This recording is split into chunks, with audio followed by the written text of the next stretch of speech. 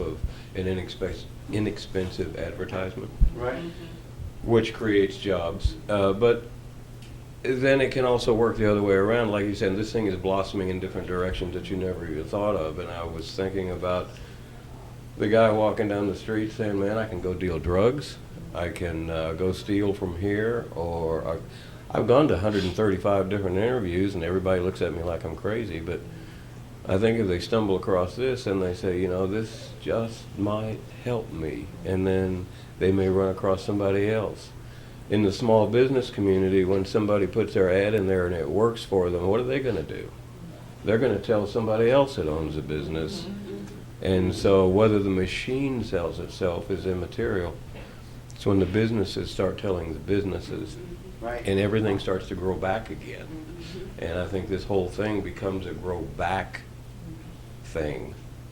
Once it starts to grow back, the economy gets better, the restaurants have more people that come in, there's more clothes being sold, the retail goes up, everything goes up.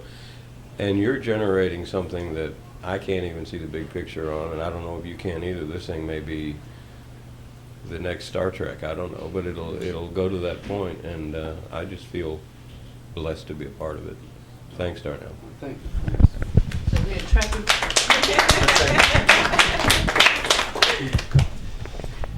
I wanted to make sure, I mean, everybody's talking about me, but I'm proud, you know. But I'm proud to know you. And I'd like you to at least say who you are, because your history. Well, when I was in high school, you know, the public sometimes can be your worst enemy. You know, people get in one rut, going one way. And I was reading a comic book, and there was a flyer in there. And I lived near a small airport.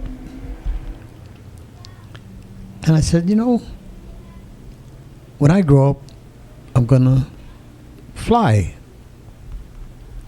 We had open fields in New Jersey just like this. And a guy would come with a two-seater plane and land in the open field and take you for a ride for $1. And I didn't have the dollar.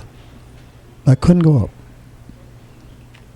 That thing inspired me to, when the opportunity came to join the Army Air Corps at the time, to do it.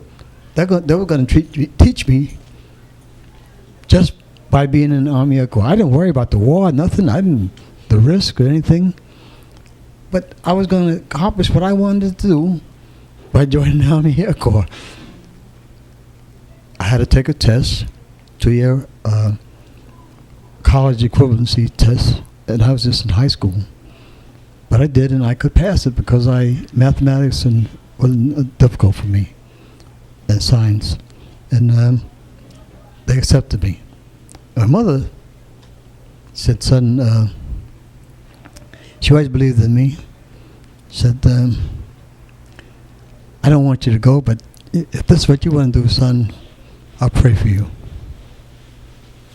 And she did, because I started off in classes with over 100 people, and you know how many graduated?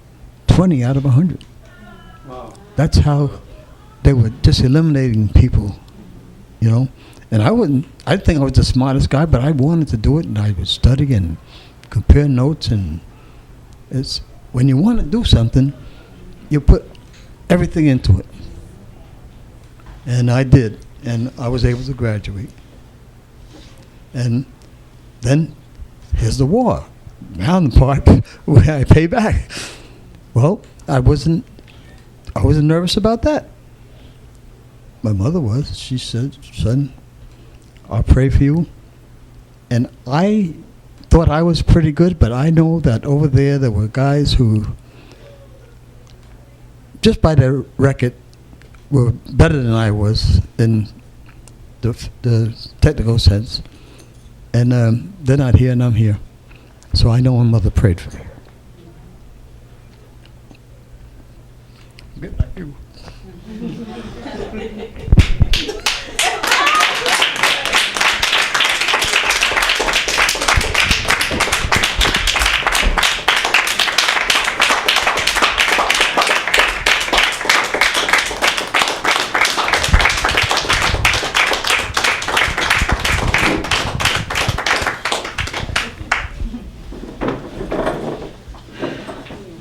don't know what it is.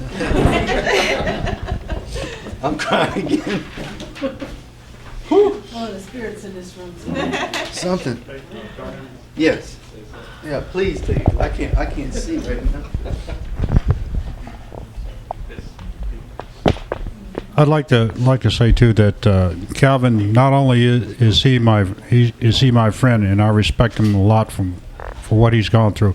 He's also our greeter here at the Real Thing. Now, Calvin's got a busy schedule, but when he's available, we have him come in when groups want to come in and hear his story, and it's a heck of a story. He just, you saw the tip of the iceberg tonight. I have a lot of respect for this man. A whole lot. So if you're ever in the neighborhood and you want to come by and see Calvin, give us a call first to make sure that he's not busy at some other venue, i.e. he has speaking engagements around the country. But give us a call and we'll sit you up and come in and have dinner with him, and that is living history.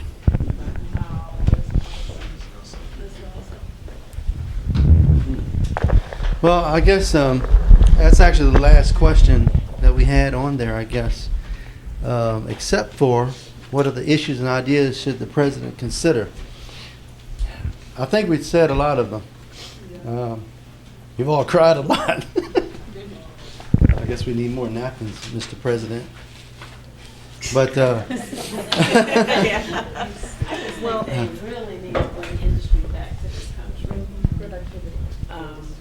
It's really important for our economy and just for the sanity of the people that live here. And, you know, we had, in World War II, the industry was really on the rise because of the war. Vietnam industry was on the rise because of the war, but since everything has been farmed out, they're getting cheap labor, making billions of dollars, and the people in this country are suffering economically and mentally because of it.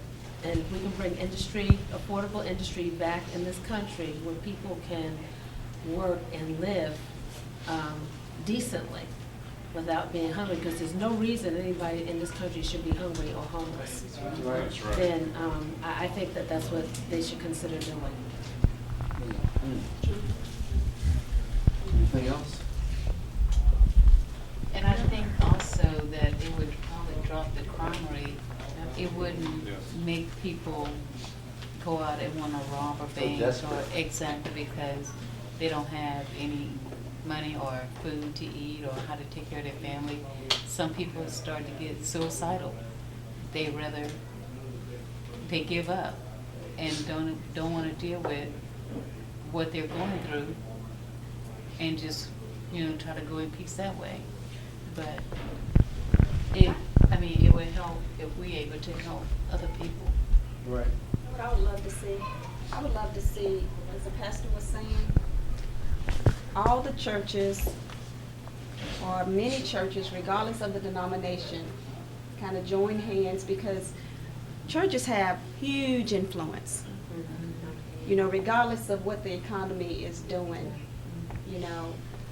When spirituality is present, when you have nothing else, oftentimes just listening to a good sermon makes you feel a whole lot better, even if it's just for a period of time.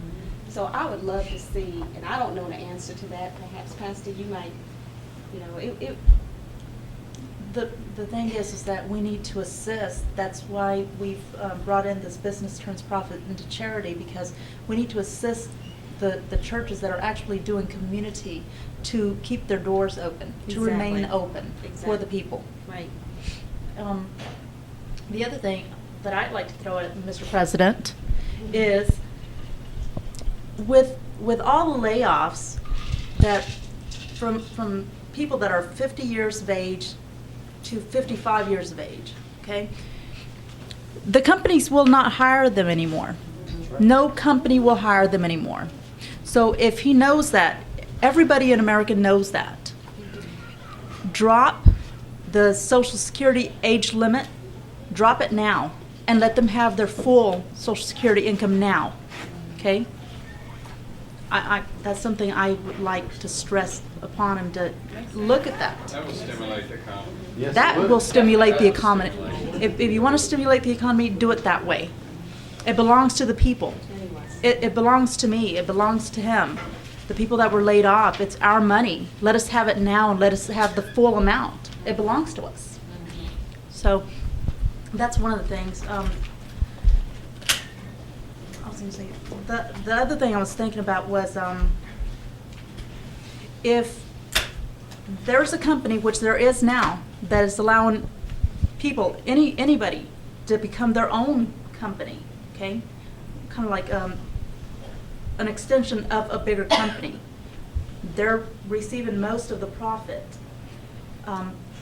Give us the opportunity to be productive in this country. If nobody else is doing it, let us do it.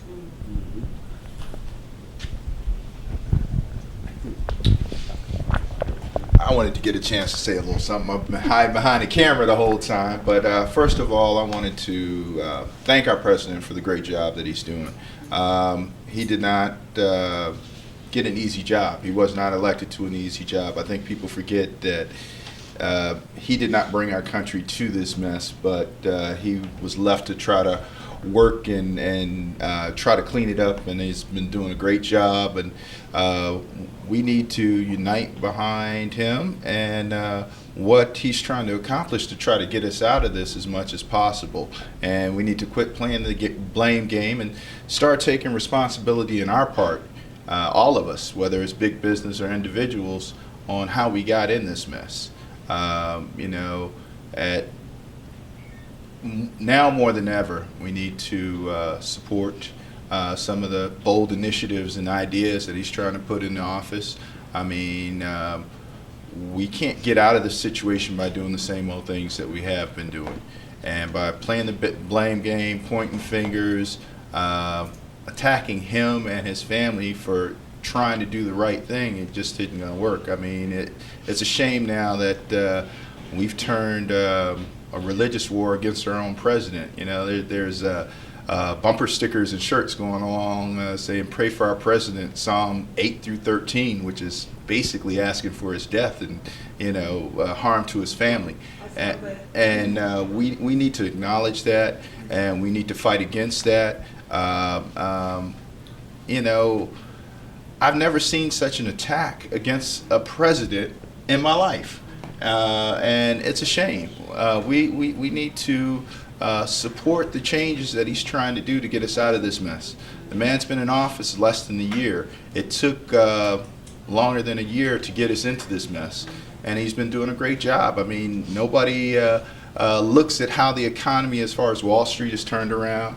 The initiatives as far as the money that was given to the bailout wasn't his idea. It was already in the pipes and in motion when he got in place and got in office. And yes, there should have been things done to put some issues in place so that money was spent in the right way, so it did trickle down to us instead of trickling down to their bonuses and their Christmas parties and everything else. But that's in the past, and we need to look to the future. We need to have some fresh ideas along with our president on figuring out how we're going to get out of this mess, and we just got to put our nose to the grindstone. This is not the first time our country has faced this situation, and just like you, Darnell, we have to make a choice. Are we ready for them to start shoveling dirt on us as a country? Or are we going to buckle down, learn from our mistakes, and put our nose to the grindstone and be example to our children on how to come back from this adversity? That's good. Well, One last thing. And Mr. President, all of the pharmaceutical companies are making trillions of dollars. I've researched this, at least $6 trillion a year. Okay? If this healthcare reform doesn't work or whatever not, I say if they want to continue doing their pharmaceutical here in America, for 1 year only, cut their profits 50%, and let's pay our deficit off. Oh, yeah. 1 year.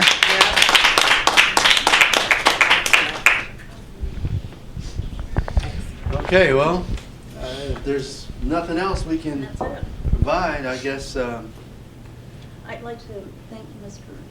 Brevard over there and tell him where he's located. Okay. Well, you know what? You can say it, but I don't really know where I'm at. So you go ahead. Jim, I really like to thank you. We really appreciate you holding this here. He's the real thing, Catfish Cafe in Allen, Texas. Best catfish in Texas. So, Mr. President, when you come and visit us, because we're pretty sure you're going to come here, dinner's on him.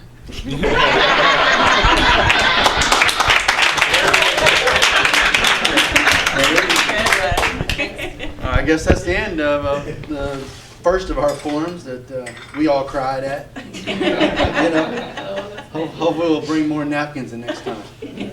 Okay.